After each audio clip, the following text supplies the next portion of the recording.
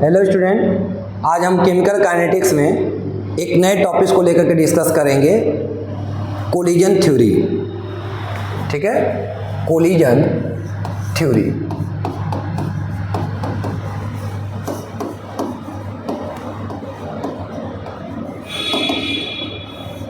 This theory was given by Max Trautz. यह theory किसने दिया था? मैक्स ट्रॉड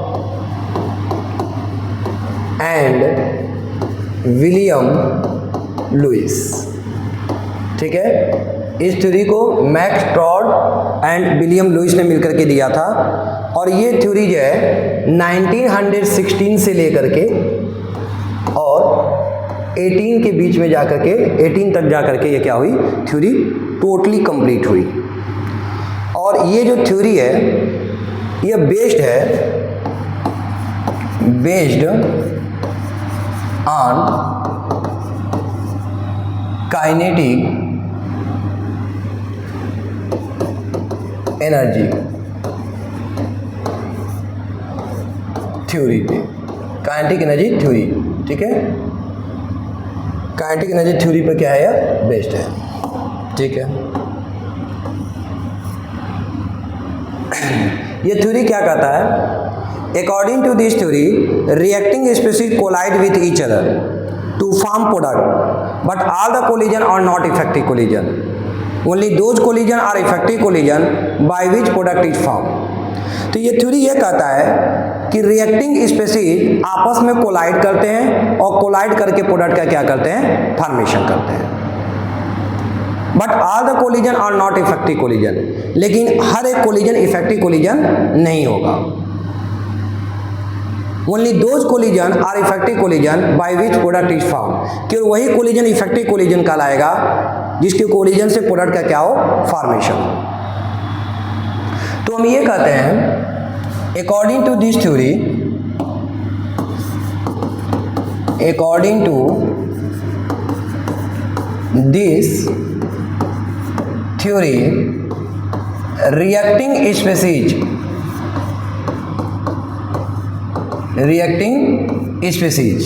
देखिए यहाँ रिएक्टिंग स्पेसीज के केस में क्या क्या हो सकता है?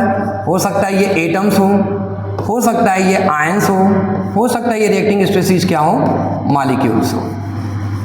ठीक है, ये रिएक्टिंग स्पेसीज एटम्स हो सकते हैं, आयंस हो सकते हैं, या क्या हो सकते हैं, मॉलिक्यूल्स होते हैं।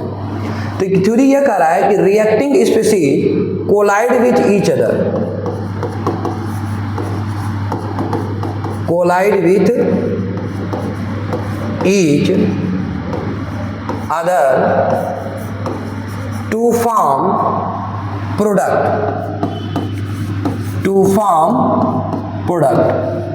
but all the collision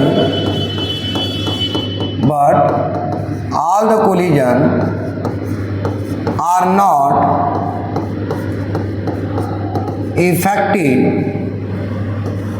collision, but all the collision are not effective collision. Only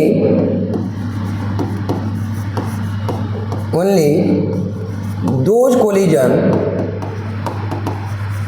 by which product is formed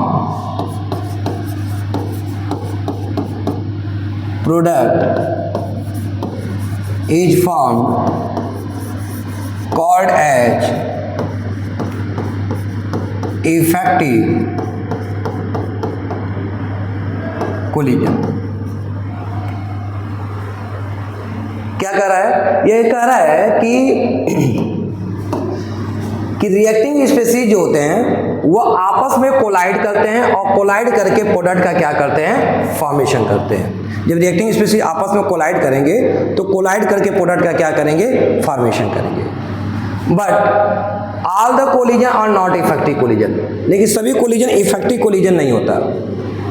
effective collision मतलब कि only those collision by which product is form. ठीक है, मतलब वह कोलिजन जिससे product का क्या होता है, फॉर्मेशन होता है, उसी को हम लोग क्या बोलते हैं, इफेक्टिव कोलिजन बोलते हैं। Those collision by which product is form called as effective collision. वह कोलिजन जिस कोलिजन से प्रोडक्ट का फॉर्मेशन होता है उसको क्या बोलते हैं? इफेक्टिव कोलिजन बोलते हैं। तो हम बोलते हैं only those collision by which product is form called as effective collision. फिर देयर आर टू कंडीशन, ठीक है, there are two condition for effective collision, ठीक है। कोलिजन को इफेक्टिव होने के लिए दो कंडीशन है, क्या क्या?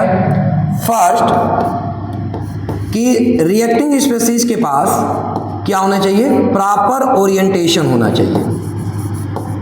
रिएक्टिंग स्पीशीज एक प्रॉपर ओरिएंटेशन के साथ क्या करना चाहिए? कोलाइड करना चाहिए। प्रॉपर ओरिएंटेशन या इसी को हम लोग बोलते हैं ओरिएंटेशन बैरियर। जो ओरिएंटेशन होना चाहिए उस ओरिएंटेशन बैरियर को क्या करना चाहिए? फुलफिल करना चाहिए। और सेकेंड क्या है? प्रॉपर एनर्जी, प्रॉपर एनर्जी या हम उसको क्या बोलते हैं? एनर्जी बैरियर, ठीक है, एनर्जी बैरियर या हम बोलते हैं ओरिएंटेशन बैरियर।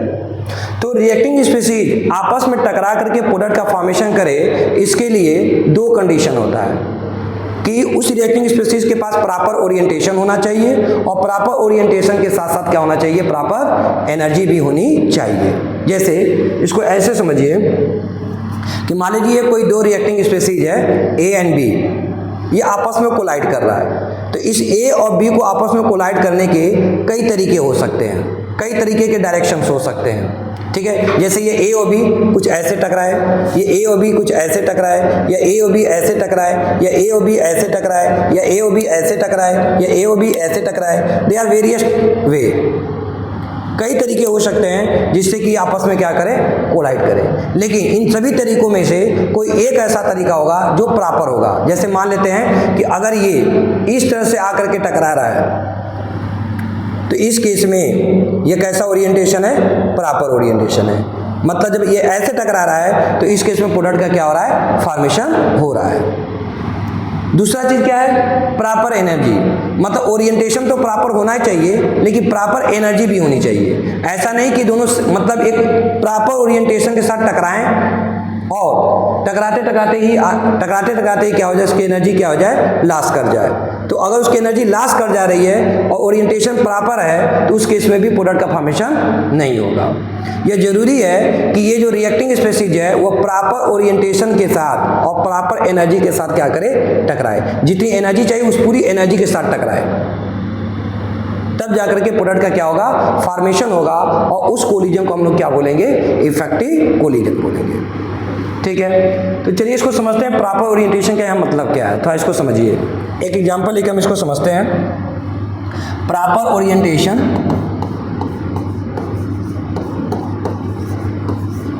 प्रॉपर ओरिएंटेशन या हम कहते हैं ओरिएंटेशन बैरियर। प्रॉपर ओरिएंटेशन या ओरिएंटेशन बैरियर। मैं एक एग्जांपल यहाँ पे लेता हूँ कि H2 gas react with Cl2 gas to form 2HCl gas. H2 gas Cl2 gas के साथ रिएक्ट कर रहा है, मतलब H2 के मालिक्यूल Cl2 के मालिक्यूल के साथ कोलाइड कर रहे हैं और कोलाइड करके HCl का क्या कर रहा है? फॉर्मेशन कर रहे हैं। तो देखिए मैं ये कह रहा हूँ कि ये H2 के मालिक्यूल हैं, मान लीजिए H और H है, और ये मान लीजिए Cl है और Cl है। H2 के मालिक्यूल Cl2 की तरफ और Cl2 के मालिक्यूल H2 की तरफ आकर के क्या कर रहे हैं? कोलाइड कर रहे हैं एक प्रॉपर एनर्जी के साथ। तो H2 और Cl2 के मालिक्यूल एक प्रॉपर एनर्जी के साथ आकर के क्या कर रहे हैं? कोलाइड कर रहे हैं, ठीक है। तो अब थोड़ा ध्यान दीजिएगा, मान लीजिए ये आकर के यहाँ पर टकराएं H और H, Cl, ये आकर के प्रॉपर एनर्जी के साथ यहाँ पर टकरा गए। लेकिन टकराने के बाद क्या हो रहा है, टकराने पर हम ये देख रहे हैं कि ये प्रोडक्ट का फॉर्मेशन नहीं किए, ये प्रोडक्ट का फॉर्मेशन नहीं किए और वापस क्या हो गए, रिटर्न हो गए। H के साथ चला गया और Cl के साथ चला गया, रिटर्न हो गया। इट मीन डैट कि सर ये जो ओरिएंटेशन था, जो आपस में टकराने का जो ओरिएंटेशन था वो प्रॉपर ओरिएंटेशन नहीं था, ये प्रॉपर ओरिएंटेशन के साथ आपस में टकराए नहीं थे। ठीक है, ये प्रॉपर ओरिएंटेशन से टकराए नहीं थे। अब देखिए एक और मैं कोलिजन लेकर के देखता हूँ। मान लीजिए कि ये H है, ये H है, ये H2 के मॉलिक्यूल हैं और ये Cl है और ये Cl है, ये Cl2 के मॉलिक्यूल है। H2 Cl2 की तरफ, Cl2 H2 की तरफ आ रहा है कोलाइड होने के लिए, एक प्रॉपर एनर्जी के साथ आकर के दोनों क्या कर रहे हैं, कोलाइड कर रहे हैं। ठीक है, चलिए मैं यहाँ पर लेता हूँ कि H Cl Cl H Cl ये आपस में आकर के क्या किए, कोलाइड किए, एक दूसरे से टकराए। ठीक है, अब यहाँ पर क्या देखने को मिला कि टकराने के बाद एक H एक Cl के साथ चला गया। ठीक है, एक H एक Cl के साथ चला गया और दूसरा H दूसरे Cl के साथ चला गया। ठीक है, एक H एक Cl के साथ, दूसरा H दूसरे Cl के साथ चला गया और इस तरह से 2HCl का क्या हो गया, फॉर्मेशन हो गया। तो इट मीन्स डैट कि यहाँ पर आप क्या देख रहे हो कि ये जो आपस में कोलाइड कर रहे हैं, इनके कोलिजन से प्रोडक्ट का क्या हो रहा है, फॉर्मेशन हो रहा है। इट मीन्स डैट कि ये जो ओरिएंटेशन का जो तरीका है वो कैसा तरीका है, प्रॉपर का तरीका है। तो हम कहते हैं कि सर ये ओरिएंटेशन कैसा है, प्रॉपर ओरिएंटेशन है। तो अगर ओरिएंटेशन प्रॉपर है तो इट मीन्स हम कह सकते हैं कि यह कोलिजन क्या होगा, इफेक्टिव कोलिजन होगा। तो रिएक्टेंट आकर के टकराएं, जब ये आपस में टकराएं तो इस स्टेट को हम बोलते हैं ट्रांजिशन स्टेट।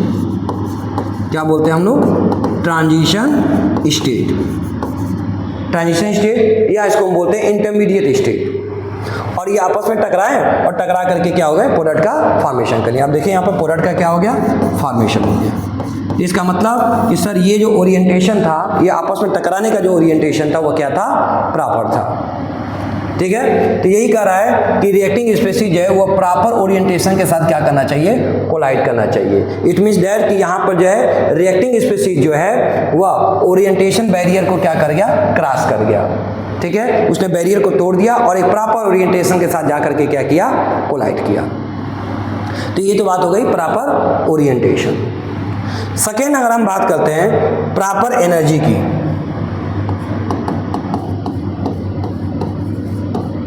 प्रॉपर एनर्जी, या हम कह सकते हैं एनर्जी बैरियर, प्रॉपर एनर्जी या एनर्जी बैरियर। देखिए अगर हम किसी वेसल में क्या है कि रिएक्टिंग स्पीशीज लिए हैं, ठीक है, तो रिएक्टिंग स्पीशीज जो हैं उनके पास कुछ ना कुछ क्या होगी, एनर्जी होगी। हर मॉलिक्यूल के पास कुछ ना कुछ अलग एनर्जी होगी। ठीक है, किसी के पास ज़्यादा होगी, किसी के पास कम होगी। ठीक है, और वो अपने एनर्जी के साथ आकर के क्या करेंगे, एक दूसरे के साथ टकराएंगे। ठीक है, तो हम ये कहते हैं कि the minimum energy which is required for the reactant to form the product, किसी भी रिएक्टेंट को प्रोडक्ट बनाने के लिए जितनी मिनिमम एनर्जी की रिक्वायरमेंट होती है, उसी रिक्वायर्ड एनर्जी को हम लोग क्या बोलते हैं, थ्रेशोल्ड एनर्जी बोलते हैं। क्या बोलते हैं, थ्रेशोल्ड एनर्जी बोलते हैं। जैसे मान लीजिए कि इस पेन का जो रेट जो है वो 20 रुपीज़ है, ठीक है, और आपके पास क्या है 15 रुपीज़ है। तो अगर आपके पास 15 रुपीज़ है, इट मीन्स डैट आपके पास 5 रुपये कम है, तो क्या आप इस पेन का सेल कर पाएंगे, नहीं कर पाएंगे। इसके बाद आपके पास उतना सफिशिएंट अमाउंट में पैसा नहीं है कि आप इस पेन को क्या कर सकें, बाई कर सकें। लेकिन अगर आपके पास 20 रुपीज़ है या 20 रुपीज़ से ज़्यादा भी रुपीज़ है, तो आप इस पेन को क्या कर सकते हैं, बाई कर सकते हैं। इट मीन्स डैट कि रिएक्टेंट के पास उतनी सफिशिएंट एनर्जी होनी चाहिए जिससे कि वह आपस में जाकर के टकराएं और प्रोडक्ट का क्या करें, फॉर्मेशन करें। तो वह मिनिमम एनर्जी जो किसी रिएक्टेंट के लिए रिक्वायर्ड होती है टू फॉर्म द प्रोडक्ट, उसी मिनिमम एनर्जी को हम लोग क्या बोलते हैं, थ्रेशोल्ड एनर्जी बोलते हैं। चलिए इसको ग्राफ से देखते हैं, ठीक है, इसको हम लोग थोड़ा ग्राफ से देखते हैं। क्लियर? देखिए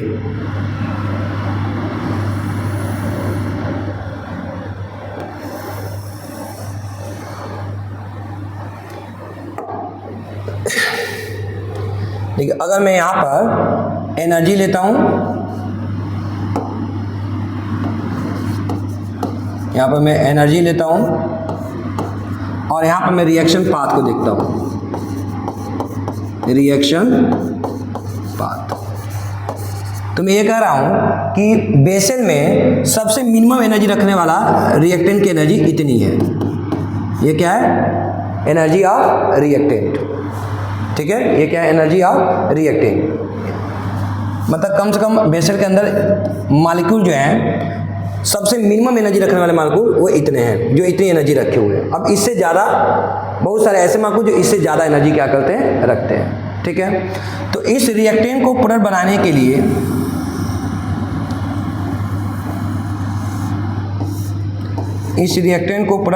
लिए एक सफिशिएंट एनर्जी की क्या होगी, रिक्वायरमेंट होगी।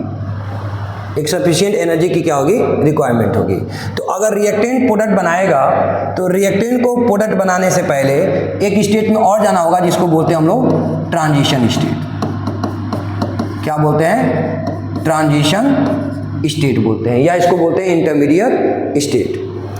तो यहाँ पर ध्यान देंगे कि ऐसे रिएक्टेंट जिनकी एनर्जी इतनी है वो प्रोडक्ट का फॉर्मेशन नहीं कर सकते।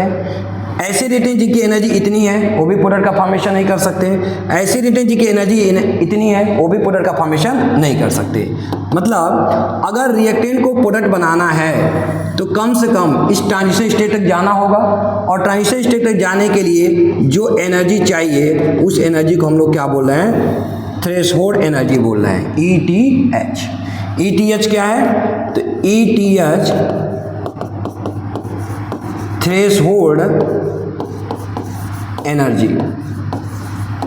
ये क्या है, थ्रेशोल्ड एनर्जी है। थ्रेशोल्ड एनर्जी क्या है, the minimum energy of reactant required to form the product. ठीक है, वह मिनिमम एनर्जी, वह रिक्वायर्ड मिनिमम एनर्जी जो किसी रिएक्टेंट के लिए नेसेसरी है कि वो प्रोडक्ट का क्या करे, फॉर्मेशन करे, उसी एनर्जी को क्या बोलते हैं, थ्रेशोल्ड एनर्जी बोलते हैं। तो हम बोलते हैं कि the minimum energy of reactant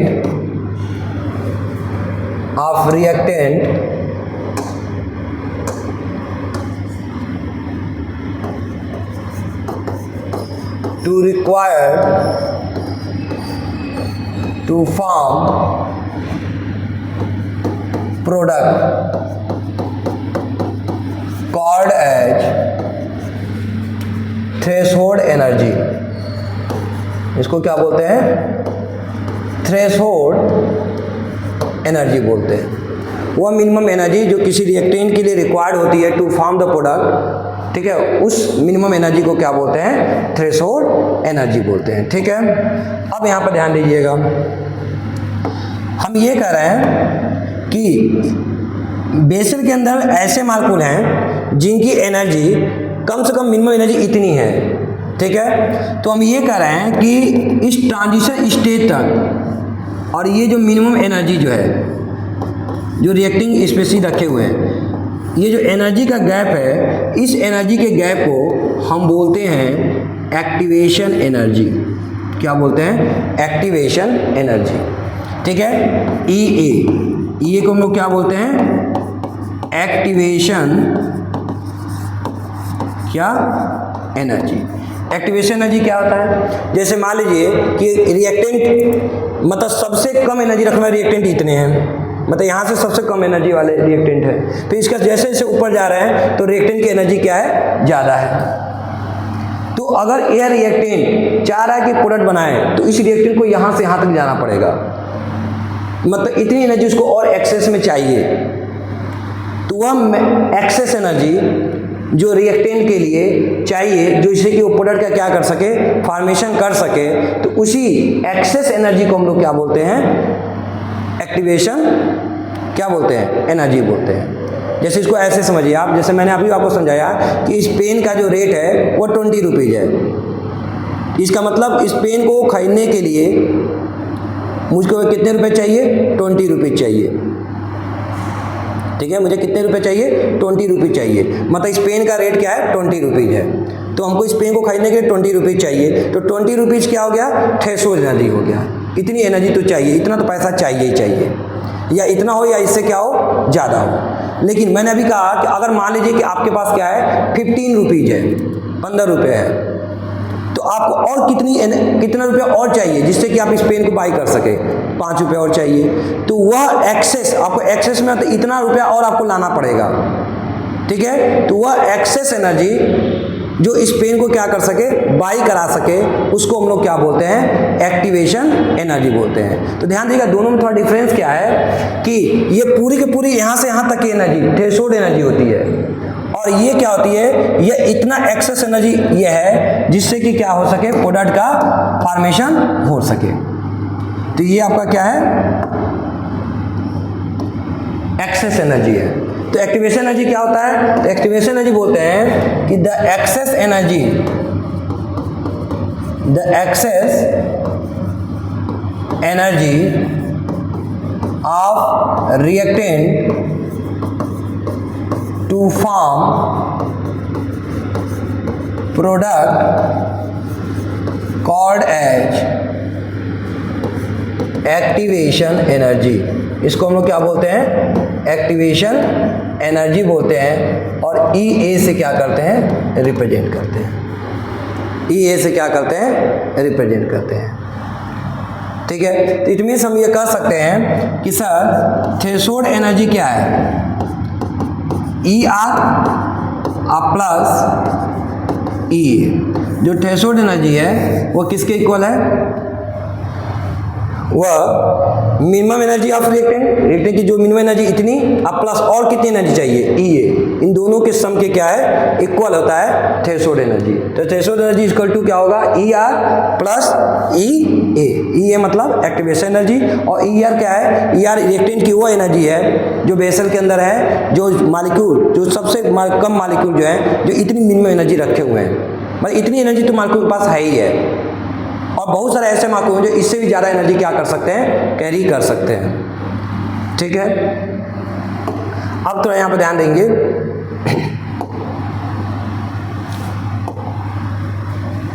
अब यहाँ पर अगर ध्यान देंगे आप, तो यहाँ पर अगर आपको दिखाई दे रहा है कि रिएक्टेंट की एनर्जी ज़्यादा है और प्रोडक्ट की एनर्जी क्या है, कम है। यहाँ देखिए, रिएक्टेंट की एनर्जी ज़्यादा है और प्रोडक्ट की एनर्जी क्या है, कम है। तो अगर रिएक्टेंट की एनर्जी ज़्यादा है और प्रोडक्ट की एनर्जी क्या है, कम है, रिएक्टेंट की एनर्जी ज़्यादा है और प्रोडक्ट की एनर्जी क्या है, कम है,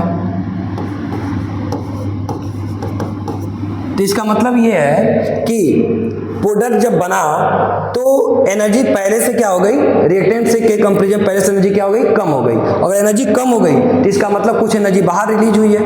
अगर एनर्जी बाहर रिलीज हुई है तो इसका मतलब यह ग्राफ किसके लिए है, इट मीन्स डैट यह ग्राफ एक्सोथर्मिक रिएक्शन के लिए है। किसके लिए है, एक्सोथर्मिक रिएक्शन के लिए। अगर मान लीजिए मैं यहाँ पर डेल्टा एच निकालूं, तो डेल्टा एच कैसे निकालते हैं, H P minus H R, product की एंथैल्पी माइनस रिएक्टेंट की एंथैल्पी। अब प्रोडक्ट की एंथैल्पी कम है और रिएक्टेंट की एंथैल्पी क्या है, ज़्यादा है, तो इसका मतलब डेल्टा एच की वैल्यू क्या आ रही है, निगेटिव। अगर डेल्टा एच की वैल्यू निगेटिव आ रही है, इसका मतलब क्या है कि ये ग्राफ जो है किसके लिए है, एक्सोथर्मिक रिएक्शन के लिए। मतलब एनर्जी क्या हो रही है, रिलीज हो रही है। सेम वे में अगर हम बात करते हैं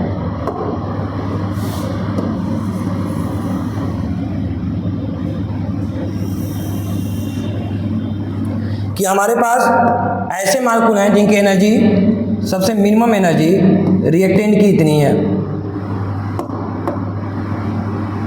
ठीक है, सबसे कम एनर्जी रिएक्टेंट की इतनी है, और ये होगी प्रोडक्ट की एनर्जी ईपी। और रिएक्टेंट को ट्रांजिशन स्टेट तक जाने के लिए और फिर प्रोडक्ट को बनाने के लिए इतनी एनर्जी चाहिए। ठीक है, इस एनर्जी को हमने क्या बोला, यहाँ से लेकर के यहाँ तक एनर्जी को हमने क्या बोला, थ्रेशोल्ड एनर्जी बोला। क्या बोला? थ्रेशोल्ड एनर्जी बोला। ठीक है, हम ग्राफ किसके बीच में प्लॉट कर रहे हैं? Energy versus reaction path, energy versus reaction path. ठीक है, तो आप यहां क्या ऑब्जर्व कर रहे हो कि ट्रांजिशन स्टेज तक, ठीक है, जब ट्रांजिशन स्टेज तक में यहाँ से रिएक्टेंट की एनर्जी जब ट्रांजिशन स्टेज तक जा रही है, मतलब यहाँ से यहाँ तक जाने के लिए हमको इतनी एनर्जी की क्या है और एक्सेस में क्या है? रिक्वायरमेंट है। ठीक है, और एक्सेस में क्या है? रिक्वायरमेंट है। तो इस एनर्जी को हमने क्या बोला? एक्टिवेशन एनर्जी बोला। और यहाँ पे क्या है, अगर आप देखेंगे तो डेल्टा H इक्वल टू क्या है? Enthalpy of product minus enthalpy of reactant. तो आप क्या देख रहे हो? प्रोडक्ट की एंथैल्पी क्या है? ज़्यादा है, मतलब देखिए प्रोडक्ट की एनर्जी ज़्यादा है और रिएक्टेंट की एनर्जी क्या है? कम है। तो अगर HP ज़्यादा है और HR क्या है? कम है, तो यहाँ पर डेल्टा H की वैल्यू क्या आएगी? पॉजिटिव आएगी। और अगर डेल्टा H की वैल्यू पॉजिटिव है तो इसका मतलब यह ग्राफ किसके लिए है? एंडोथर्मिक रिएक्शन के लिए। किसके लिए है? एंडोथर्मिक रिएक्शन के लिए। तो देखिए कभी कभी आपको ये ग्राफ दे देता है और ग्राफ देकर पूछता है बताइए कि ये ग्राफ इस ग्राफ में कौन सा ग्राफ जो एक्सोथर्मिक के लिए और कौन सा ग्राफ एंडोथर्मिक के लिए है। तो अगर ऐसा क्वेश्चन आता है तो आप यहाँ ध्यान देंगे कि यहाँ पर देखिए रिएक्टेंट की एनर्जी यहाँ पर क्या है? ज़्यादा है, और प्रोडक्ट की एनर्जी देखिए क्या है? कम है। देखिए प्रोडक्ट की एनर्जी क्या है? कम है। प्रोडक्ट की एनर्जी इतनी है, रिएक्टेंट की एनर्जी इतनी क्या है? तो अगर प्रोडक्ट की एनर्जी कम है और रिएक्टेंट की एनर्जी ज़्यादा थी, इसका मतलब कुछ ना कुछ एनर्जी बाहर रिलीज हुई। अगर एनर्जी बाहर रिलीज हुई तो कैसा हो गया? एक्सोथर्मिक। और यहाँ आप क्या देख रहे हैं कि प्रोडक्ट की एनर्जी क्या है? देखिए प्रोडक्ट की एनर्जी ज़्यादा है और रिएक्टेंट की एनर्जी कम है। तो अगर प्रोडक्ट की एनर्जी ज़्यादा है और रिएक्टेंट की एनर्जी कम है तो इसका मतलब प्रोडक्ट ने एनर्जी को क्या किया? प्रोडक्ट बनते समय एनर्जी क्या हुआ है? गेन हुआ है। अगर एनर्जी गेन हुआ है तो इसका मतलब ये कैसा रिएक्शन है? एंडोथर्मिक रिएक्शन है। तो एंडोथर्मिक रिएक्शन का इस केस में क्या होगा? प्रोडक्ट की एनर्जी क्या होगी? रिएक्टेंट की एनर्जी से ज़्यादा होगी।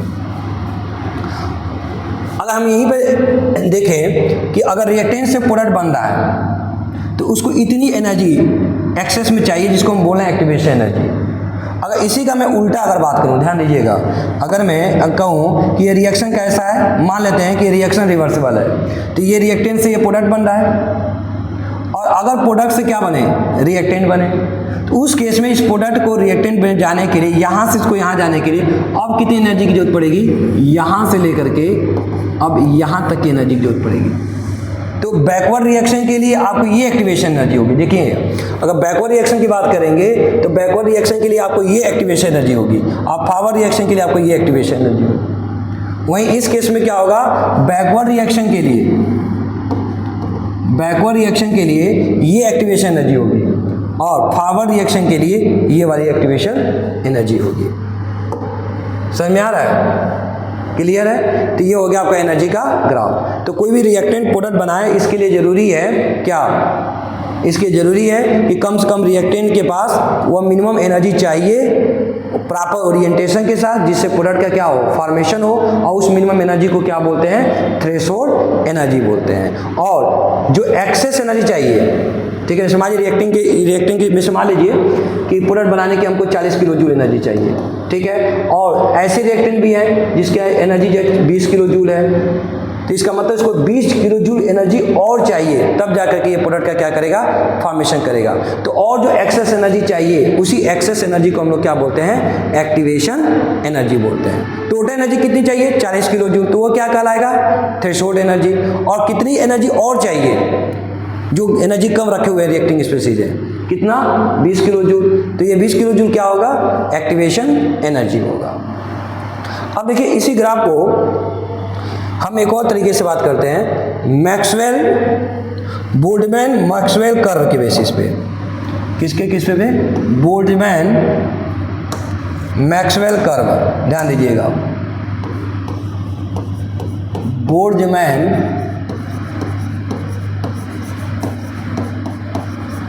Maxwell curve. Boltzmann Maxwell curve क्या है? देखिए इसको, यहां पर हम ग्राफ प्लॉट करते हैं, देखिए किसके बीच में ग्राफ प्लॉट करते हैं? तो यहाँ पर हम ग्राफ प्लॉट करते हैं, एनर्जी, ठीक है, या हम यहाँ पर करते हैं फ्रैक्शन ऑफ मॉलिक्यूल ले लेते हैं, fraction of molecule,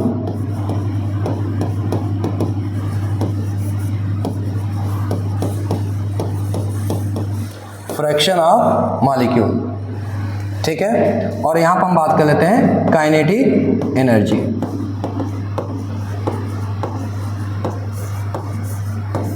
fraction of molecule और काइनेटिक एनर्जी। तो जब हम फ्रैक्शन ऑफ मॉलिक्यूल और काइनेटिक एनर्जी के बीच में ग्राफ प्लॉट करते हैं तो हमको क्या दिखाई देता है, ग्राफ कुछ ऐसे मिलता है, ग्राफ हमको कुछ ऐसे मिलता है।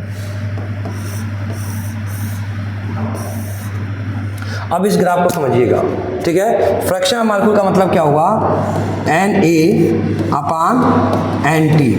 Na/NT, मतलब टोटल नंबर ऑफ मालिक्यूल्स कितने हैं, NT, और Na क्या है, हम NT में देखते हैं कि कितने मालिक्यूल ऐसे हैं। हमने ये देखा कि कुछ ऐसे मालिक्यूल हैं जिनकी एनर्जी इतनी है, मतलब इतनी एनर्जी रखने वाले इतने मालिक्यूल हैं, फिर इतनी एनर्जी रखने वाले इतने मालिक्यूल हैं, फिर इतनी एनर्जी रखने वाले इतने मालिक्यूल हैं, और इतनी एनर्जी रखने वाले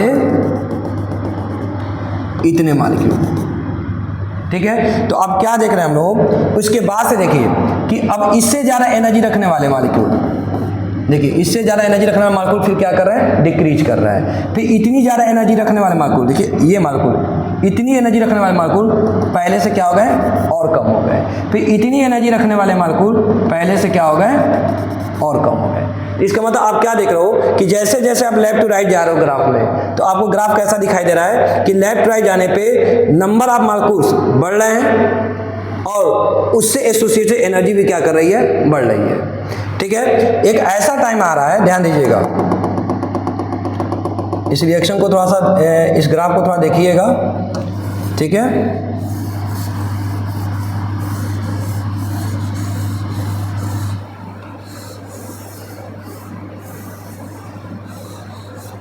देखिए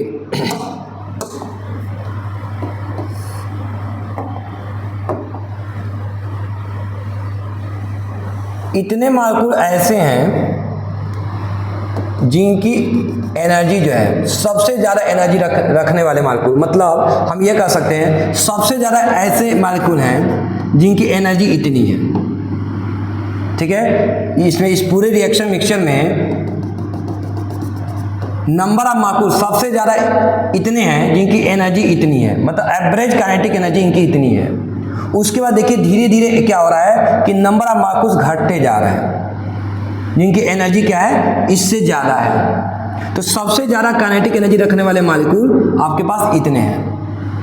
अब इससे आगे जब बढ़ रहे हैं तो काइनेटिक एनर्जी बढ़ रही है और नंबर ऑफ मालिक्यूल्स क्या होते जा रहे हैं, कम होते जा रहे हैं, ठीक है। ये स्ट्रक्चर कैसा है, बेल शेप्ड स्ट्रक्चर है, बेल शेप्ड स्ट्रक्चर है, बेल शेप्ड स्ट्रक्चर है। तो आप इसमें क्या देख रहे हैं कि इतनी एनर्जी रखने वाले मालिक्यूल सबसे ज़्यादा है। उसका जैसे जैसे हम आगे बढ़ रहे हैं तो काइनेटिक एनर्जी बढ़ रही है, लेकिन नंबर ऑफ मालिक्यूल्स क्या करते जा रहे हैं, कम होते जा रहे हैं। टोटल मालिक्यूल में से Na, मतलब Na मालिक्यूल जो है वो क्या होते जा रहे हैं, कम होते जा रहे हैं। और हम ये कह रहे हैं कि अगर ये एनर्जी यहाँ पर, इसको मैं ले रहा हूँ, अगर ये इतनी एनर्जी, इस एनर्जी को हम बोल दें कि सर ये थ्रेशोल्ड एनर्जी है। कैसी एनर्जी है, थ्रेशोल्ड एनर्जी है। थ्रेशोल्ड एनर्जी का मतलब कि ऐसे मालिक्यूल हैं जिनकी एनर्जी इतनी चाहिए प्रोडक्ट बनाने के लिए, ठीक है। तो इतनी एनर्जी या इससे ज़्यादा एनर्जी रखने वाले मालिक्यूल ये क्या करेंगे, प्रोडक्ट का क्या करेंगे, फॉर्मेशन करेंगे। तो ये जो आप शेडेड लाइन देख रहे हो वो क्या है, ये फ्रैक्शन ऑफ एक्टिवेटेड मालिक्यूल है। ये फ्रैक्शन ऑफ क्या है, एक्टिवेटेड मालिक्यूल है। एक्टिवेटेड मालिक्यूल मतलब कि ऐसे मालिक्यूल हैं जो प्रोडक्ट का क्या कर रहे हैं, फॉर्मेशन कर रहे हैं, जिनकी एनर्जी थ्रेशोल्ड की एनर्जी या इससे क्या है, ज़्यादा है। यही प्रोडक्ट का क्या कर पा रहे हैं, फॉर्मेशन कर पा रहे हैं, ठीक है। तो ये फ्रैक्शन ऑफ क्या है, एक्टिवेटेड मालिक्यूल है। मतलब एंटी में से टोटल मालिक्यूल में से ये ऐसे मालिक्यूल हैं जिनकी एनर्जी थ्रेशोल्ड एनर्जी या उससे क्या है ज़्यादा है, जो प्रोडक्ट का क्या कर रहा है, फॉर्मेशन कर रहा है। क्लियर है। तो इसको हम बोलते हैं बोल्ट्जमैन मैक्सवेल कर्व। ठीक है, बोल्ट्जमैन मैक्सवेल कर्व। देखिए बच्चे कई बार बच्चे कंफ्यूजन में रहते हैं कि सर ये जो है सबसे हाईएस्ट एनर्जी रखने वाला है। नहीं, ये इतने मतलब ये ध्यान रखिएगा कि ये पीक हमको ये बता रहा है कि इतनी क्वांटिटी एनर्जी रखने वाले मालिक्यूल सबसे ज़्यादा हैं। सबसे ज़्यादा ऐसे मालिक्यूल हैं जिनकी एनर्जी मैक्सिमम इतनी है। इसके बाद से इससे ज़्यादा एनर्जी रखने वाले नंबर ऑफ मालिक्यूल्स क्या करते जा रहे हैं, डिक्रीज होते जा रहे हैं। क्या होते जा रहे हैं, डिक्रीज होते जा रहे हैं। और इस एनर्जी या इससे ज़्यादा एनर्जी रखने वाले मालिक्यूल ये हैं जो कि प्रोडक्ट का क्या कर रहे हैं, फॉर्मेशन कर रहे हैं। ठीक है। तो यही कोलिजन थ्योरी कहता है। कोलिजन थ्योरी यही कहता है कि अगर कोई रिएक्टिंग स्पीशीज कोलाइड करके प्रोडक्ट बना रहा है, ठीक है, तो उसको उस कोलिजन को इफेक्टिव होने के लिए उसको दो बैरियर क्रॉस करना पड़ेगा, दो बैरियर को फुलफिल करना पड़ेगा। क्या क्या, ओरिएंटेशन बैरियर और energy barrier.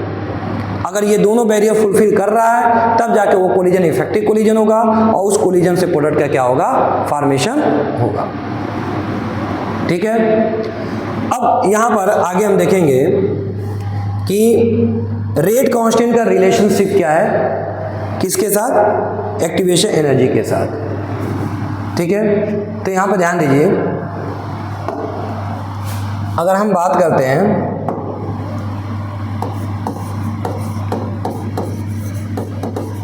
Relationship between rate constant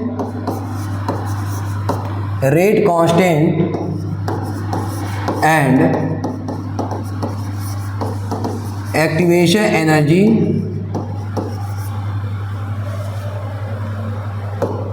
collision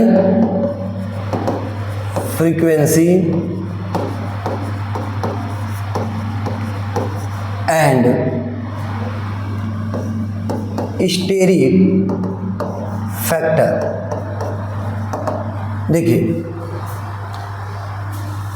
rate constant is equal to Z A B E to the power minus E A upon R T होता है।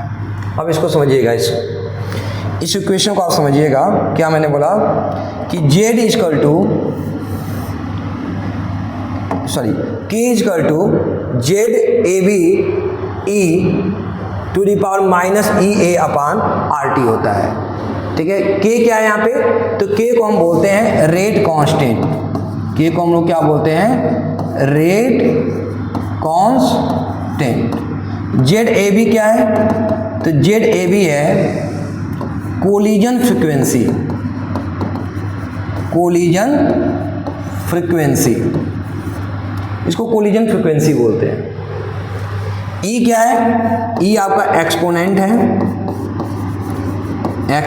है, और ई ए क्या है, ई ए को हम बोलते हैं एक्टिवेशन एनर्जी। आर यहाँ पे क्या है, यूनिवर्सल गैस कांस्टेंट, और टी क्या है, टी आपका है temperature in kelvin. Temperature in kelvin. ठीक है। टी आपका क्या है, टेम्परेचर इन केल्विन है। अच्छा, ई टू दी पावर, ध्यान दीजिएगा, E to the power minus E A upon R T, इसको हम लोग क्या बोलते हैं कि ऐसे नंबर ऑफ मालिक्यूल्स हैं, नंबर ऑफ मालिक्यूल्स, हम इसको टोटली कंबाइन उससे क्या बोलते हैं कि ये ऐसे नंबर ऑफ मालिक्यूल्स हैं, नंबर ऑफ मालिक्यूल्स विच है energy equal or more than activation energy. मतलब ये ऐसे मार्क में जिनकी एनर्जी जो है वह एक्टिवेशन एनर्जी के इक्वल है या इससे क्या है, ज़्यादा है। ये ऐसे नंबर ऑफ फ्रैक्शन मॉलिक्यूल हैं, हम बोल सकते हैं नंबर ऑफ फ्रैक्शन मॉलिक्यूल्स, ऐसे फ्रैक्शन मॉलिक्यूल हैं। ठीक है, जिनकी एनर्जी एक्टिवेशन एनर्जी के इक्वल या इससे क्या है ज़्यादा है। अच्छा, अब यहाँ पर थोड़ा देखिए, एक क्वेश्चन आपसे आता है यूपी बोर्ड में कि और सीबीएसई बोर्ड दोनों में आता है कि सर कोलिजन फ्रीक्वेंसी क्या होता है। इस पर आपको जो 1 मार्क्स का क्वेश्चन लिखने के लिए आता है कि कोलिजन फ्रीक्वेंसी क्या होता है। तो कोलिजन फ्रीक्वेंसी मतलब होता है कि the number of collision between reacting species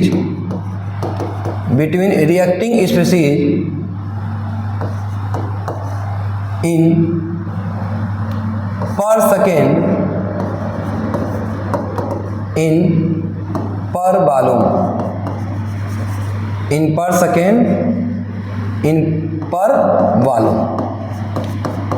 volume पर सेकेंड में कितना नंबर ऑफ कोलिजन हो रहा है। एक यूनिट वॉल्यूम में हम ऐसे कर सकते हैं कि एक यूनिट वॉल्यूम, ठीक है, हम इसको ऐसे ही बोल सकते हैं कि एक यूनिट वॉल्यूम में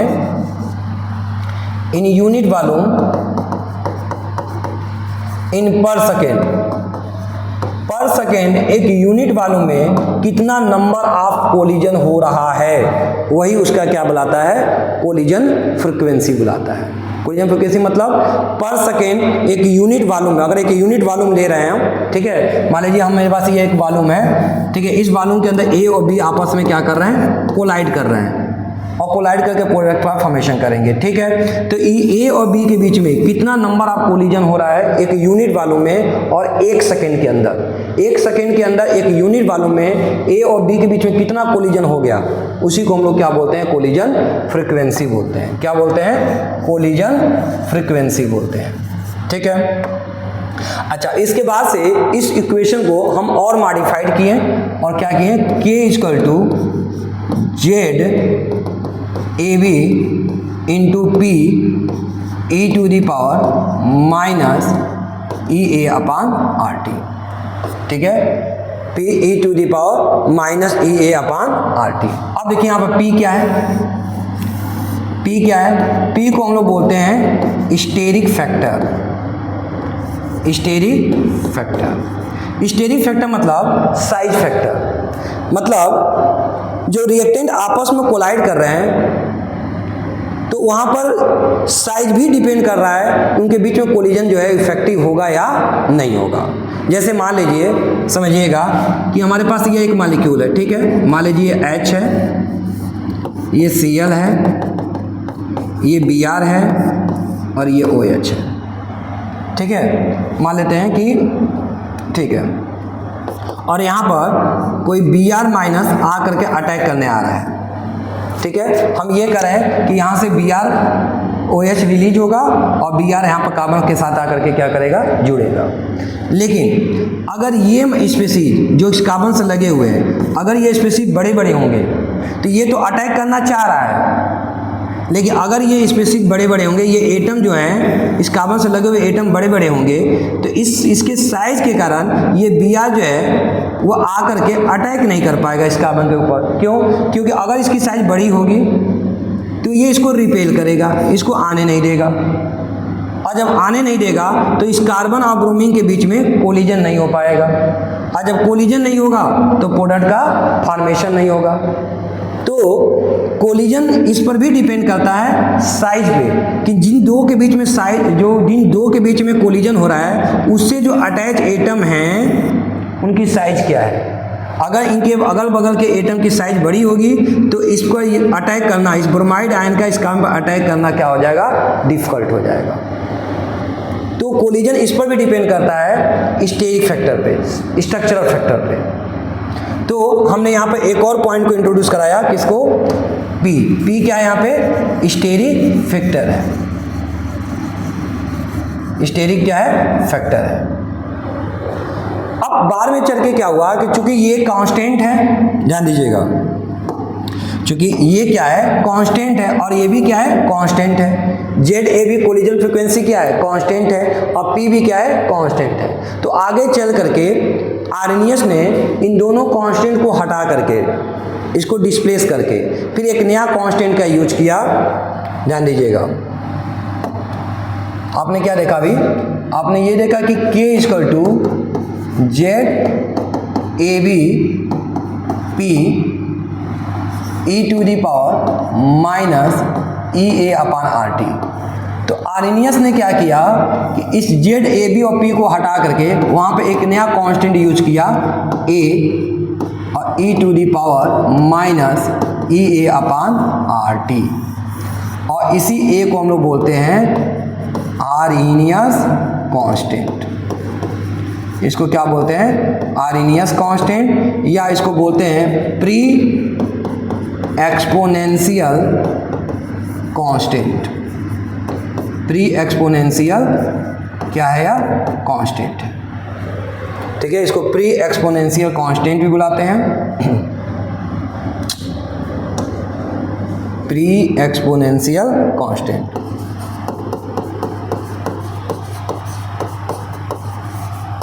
प्री एक्सपोनेंशियल कांस्टेंट इस a को, ठीक है। तो k equal to A E to the power minus E upon R T, और इसी इक्वेशन को हम लोग क्या बोलते हैं? इस इक्वेशन को बोलते हैं आर्नियस इक्वेशन। तो कई बार आपसे पूछा जाता है कि आर्नियस इक्वेशन जो है लिख करके दिखाइए। तो आर्नियस इक्वेशन क्या होता है? आर्नियस इक्वेशन होता है k equal to A E to the power minus E A upon R T. ठीक है, अब इसको अगर मैं लॉग के टर्म में कन्वर्ट करूं तो मैं लिख सकता हूं कि sir log k equal to log a e to the power minus E A upon R T. और हम जानते हैं कि log m इंटू n क्या होता है? log m plus log n। तो मैं इसको ऐसे भी लिख सकता हूं कि log k equal to log a plus log e to the power minus E A upon R T. ठीक है, एक्चुअली जब हम केमिस्ट्री में जब हम किसी चीज़ को इक्वेशन को कन्वर्ट करते हैं तो वहाँ पर log के जगह पे हम इनिशियली हम नेचुरल लॉग का क्या करते हैं? यूज करते हैं। किसका यूज करते हैं? नेचुरल लॉग का।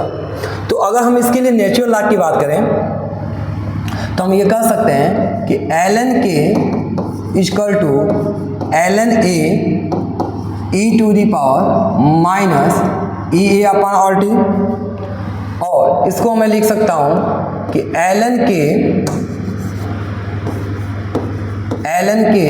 Equal to ln a plus ln a to the power minus E A upon R T. अब देखिए, जब नेचुरल लॉग होता है तो उसका बेस क्या होता है? e होता है। तो अगर बेस भी वही हो और वैल्यू उसी का निकालना हो तो यह वैल्यू कितनी आ जाती है? 1। ठीक है, तो ये पूरा का पूरा टर्म क्या हो जाएगा? 1। ठीक है, तो हम इसको अगर और सॉल्व करें तो मैं लिख सकता हूँ ln k equal to ln a, और इसको पहले काम करते हैं कि हम जानते हैं कि log, देखिए 1 मिनट मैं इसको यहाँ से रिप्लेस करता हूँ।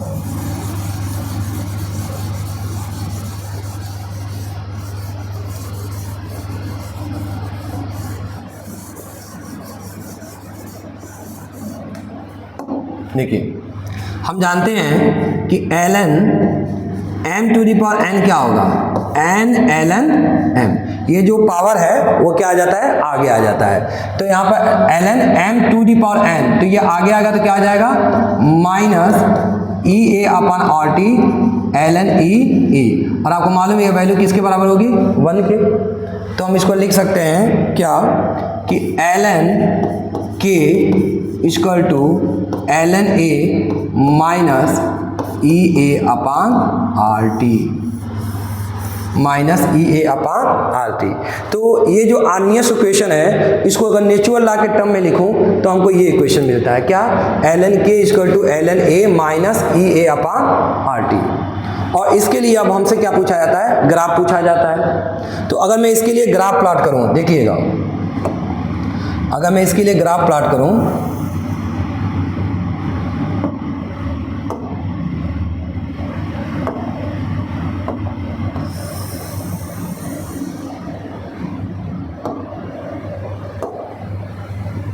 तो इसको मैं मान लेता हूँ y, इसको mx और इसको क्या मान लेते हैं c। तो y एक्सिस पर कौन है ln k, ठीक है, y एक्सिस पर कौन है ln k, और x एक्सिस पर मैंने क्या ले लिया 1/t ले लिया, x एक्सिस पर क्या ले लिया 1/t ले लिया। और c क्या बताता है इंटरसेप्ट, तो यहाँ से यहाँ तक क्या हो गया ln a हो गया। और यहाँ पर जो स्लोप आएगा m क्या बताता है स्लोप, और ये किस में है माइनस में, तो यहाँ पर स्लोप की जो वैल्यू आएगी वो किस में आएगी minus EA/r, minus EA/r। Clear है, तो यहाँ पर स्लोप जो आएगा कितना आ गया माइनस EA/r। ठीक है, अब इसी इक्वेशन को ये जो नेचुरल लॉग के टर्म में है, इसी को लॉग के टर्म में भी आपसे पूछा जाता है कि लॉग के टर्म में अगर इसको हम कन्वर्ट करें log 10, ठीक है, log बेस 10 के अगर के कंडीशन में अगर इसको कन्वर्ट करें तब जाकर फार्मूला हमारा क्या बनता है। ठीक है, तो ये थोड़ा देख लीजिएगा कि अगर नेचुरल लॉग के और 1/t के बीच में ग्राफ प्लॉट करते हैं तो यहाँ पर इंटरसेप्ट जो आता है वो ln a आता है और स्लोप की जो वैल्यू आती है वो माइनस EA/r आती है। और अगर मैं इसको क्या करूँ कि नेचुरल लॉग के टर्म में, जैसे अभी आपने पढ़ा कि नेचुरल लॉग क्या है ln k = ln a minus EA/RT। अगर मैं इसको log बेस 10 के फॉर्म में कन्वर्ट करूं तो आपको मालूम है कि नेचुरल लॉग को जब log बेस 10 में कन्वर्ट करते हैं तो 2.303 से क्या करते हैं मल्टीप्लाई करते हैं, तो 2.303 log k 2.303 log a minus EA/RT। और अगर दोनों साइड में 2.303 से डिवाइड कर दूं तो फार्मूला हमारा क्या निकल के आता है log k = log a minus EA/2.303 RT। और ये हमारा फार्मूला आ गया log बेस 10 के टर्म्स में आर्हेनियस का equation, log k = log a minus EA/2.303 RT। और इसके लिए अगर मैं ग्राफ प्लॉट करूं, ठीक है, अगर मैं इसके लिए ग्राफ प्लॉट करता हूं तो देखिए मैं यहाँ पे एज्यूम करता हूं कि ये y है, ये mx है और ये क्या है c है। तो y एक्सिस से मैंने क्या ले लिया log k और x एक्सिस पे क्या हो गया 1/t और इंटरसेप्ट कितना हो गया, तो इंटरसेप्ट जो हो गया वह क्या हो गया log a। और ध्यान दीजिए स्लोप की वैल्यू क्या आएगी, तो माइनस में है तो स्लोप नीचे की तरफ जाएगा, ठीक है, माइनस है तो स्लोप किधर की तरफ जाएगा नीचे की तरफ जाएगा। और स्लोप की वैल्यू कितनी आ जाएगी, तो स्लोप की वैल्यू आ जाएगी माइनस EA/2.303R। तो कंसंट्रेट करिएगा स्टूडेंट, अगर ln k और 1/t के, अगर नेचुरल लॉग k और 1/t के बीच में ग्राफ प्लॉट करेंगे तो स्लोप की वैल्यू कितनी आ रही थी माइनस EA/r। और अगर log k और 1/t के बीच में ग्राफ प्लॉट करेंगे तो स्लोप की वैल्यू कितनी आएगी माइनस EA/2.303R। ठीक है ना, ये चीज़ ध्यान रखिएगा आप। ठीक है, तो ये तो बात हो गई आर्हेनियस इक्वेशन की नेचुरल लॉग के टर्म्स में, ये नेचुरल लॉग के टर्म्स में हो गया और ये log के टर्म्स में हो गया, log बेस 10 के टर्म्स में हो गया।